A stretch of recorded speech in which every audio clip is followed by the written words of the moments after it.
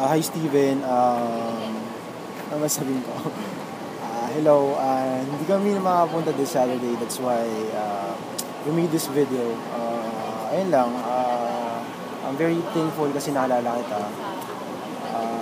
Nung first time na na-meet kita, nag-weirdan talaga ako sa'yo. So wala lang, for some reason, ang weird kasi na itsura mo. So sabi ko, okay. And eventually yun, nagbago lahat. Sabi ko, napakadik ng taon to, napaka-persistent, napaka-steadfast sa faith kay Lord.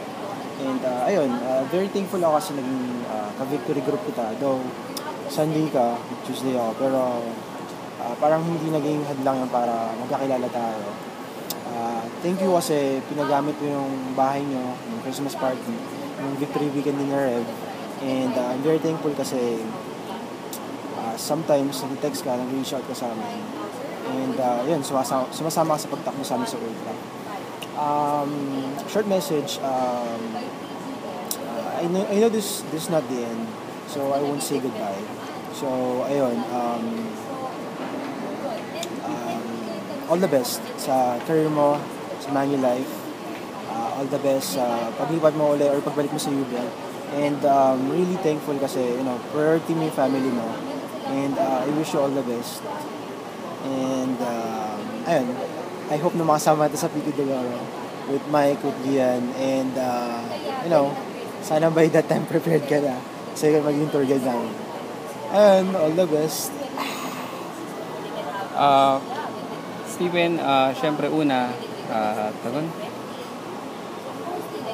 pasensya ka na kasi hindi ako makakatin sa despedida mo. Kasi, doon sa despedida mo. Kasi, nangako ko sa'yo na sabi ko makakatin ako dito. Pero, yun nga, nagulo yung schedule. So, hindi ko alam na, wedding na pala ng friend ko. Tapos, sabay na sabay pa. So, pasensya na kaya, yun nga, gumawa kami ng video na to. Ano masasabi ko sa'yo? Nung first time na nakilala kita, nakasama ka namin. Alam ko, sabi ko, naku, magulo tong tao to. Tapos, consistent ka. Ang gulo-gulo mo talaga na, Pero, tuwan-tuwa ako doon sa, mo. Pag nangungulit ka, tapos yung mga banat mo sa amin. And then, hindi ko in-expect na, na yung sa Pico de Oro, na makakapunta ka. So, sabi ko, alam ko, enjoyed ka pa that time. Pero, pumunta ka. So, thankful ako nakapunta ka. Yun nga. And then, yung hirap na pinagdaanan natin doon, hindi ko makakalimutan yon. Tapos, yung hindi ko malilimutan doon, yung talagang tinignan mo ako sa mata, tapos sabi mo sa akin, Neil, parang sabi mo, Neil, anything na the same or higher than Pico de Oro, yung experience, ayaw mo na. So, sobrang sincere mo sinabi sa akin. Alam ko nahirapan ka doon. Kami rin nahirapan din naman. Yun na. Thankful ako na nakasama kita, and then hindi naman to hindi to yung end.